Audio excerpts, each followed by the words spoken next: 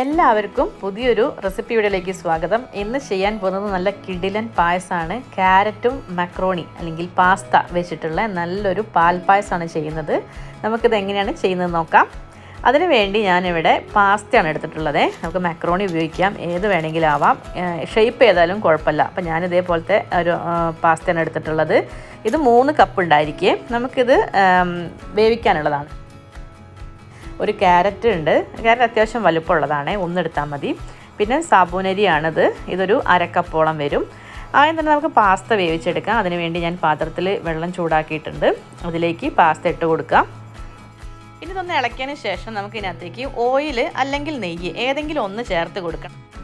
ഇത് വെന്ത് കഴിഞ്ഞാലും ഒട്ടിപ്പോവാതിരിക്കാൻ വേണ്ടിയിട്ടാണ് കേട്ടോ അത് ചേർത്ത് കൊടുക്കുന്നത്. അപ്പോൾ കുറഞ്ഞ അളവിൽ മാത്രം ചേർത്താൽ മതി.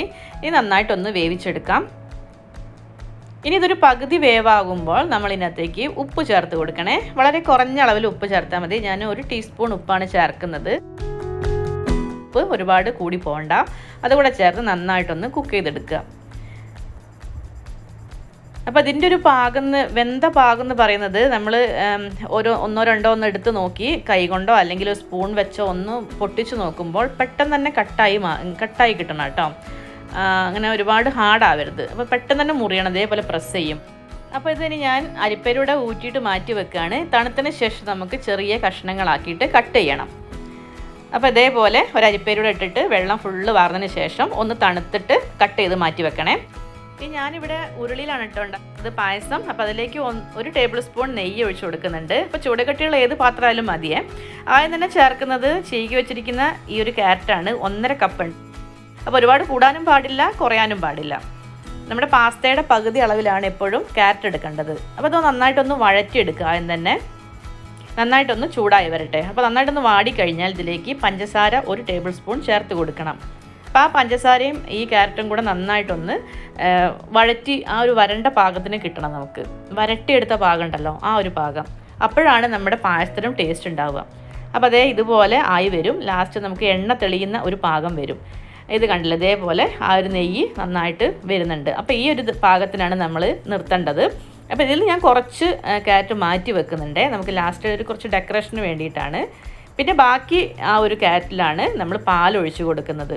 അപ്പോൾ ഈ ഒരു പാകം കറക്റ്റ് ആയിരിക്കണം കേട്ടോ. എന്നാൽ മാത്രമേ നമ്മുടെ പായസത്തിന് ടേസ്റ്റ് ഉണ്ടാവുള്ളൂ. ഇല്ലെങ്കിൽ ക്യാരറ്റിൻ്റെ ഒരു പച്ച ചൊവ നമ്മുടെ പായസത്തിലേക്ക് വരും.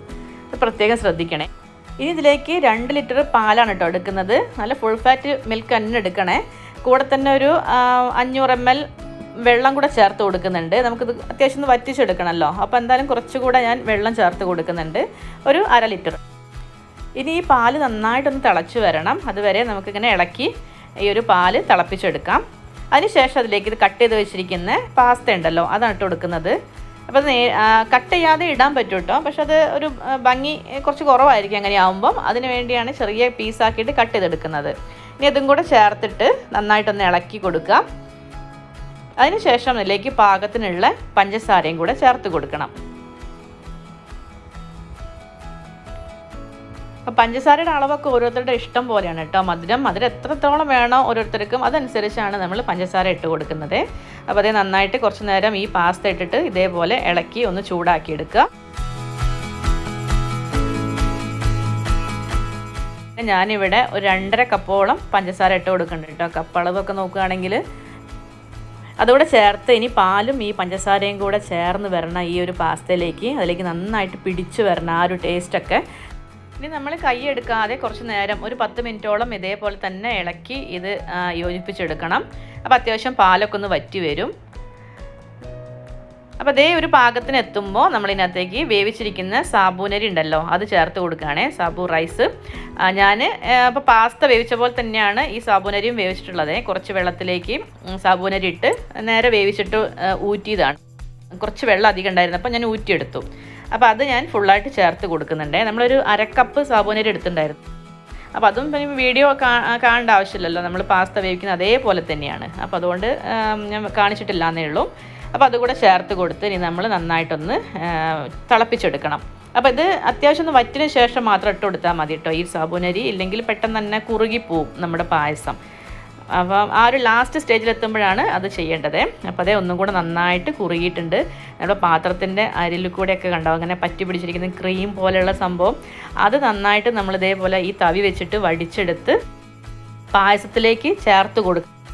എങ്കിൽ മാത്രം നമ്മുടെ ഈ പായസത്തിന് നല്ലൊരു ടേസ്റ്റ് ആയിരിക്കും. ആ ഒരു സൈഡിൽ കൂടെയുള്ള ആ ഒരു ക്രീം എടുത്തിട്ട് നമ്മൾ പായസത്തിലേക്ക് ചേർത്ത് കൊടുക്കുമ്പം അത് പ്രത്യേകം ശ്രദ്ധിക്കണം കേട്ടോ. ഈ പായസം ഉണ്ടാക്കുമ്പം അതിൻ്റെ ഒരു ക്രീമി ടേസ്റ്റാണ്. അത് ചിലപ്പോൾ പായസത്തിൻ്റെ ടേസ്റ്റ് ഒന്നും കൂടെ കൂട്ടുന്നതായിരിക്കും.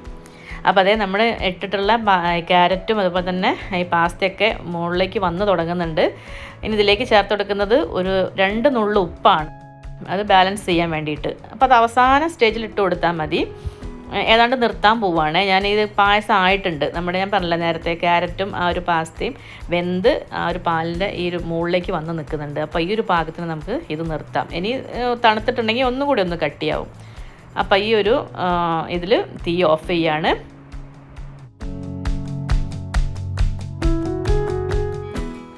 ഇനി ഇതിലേക്ക് ഏലക്ക പൊടിച്ചത് കൂടെ ചേർത്ത് കൊടുത്താൽ നമ്മുടെ പായസം റെഡിയായി. ഞാനൊരു 10 ഏലക്ക എടുത്തിട്ടുണ്ടായിരുന്നു, നന്നായിട്ട് പൊടിച്ചെടുത്തതാണ്. അതിനുശേഷം നന്നായിട്ടൊന്ന് മിക്സ് ചെയ്തിട്ട് നമുക്കിതൊന്ന് മൂടി വെക്കാം. പിന്നെ അതുപോലെ ഞാൻ അണ്ടിപ്പരിപ്പ് മുന്തിരി വറുത്തിട്ടുണ്ട്.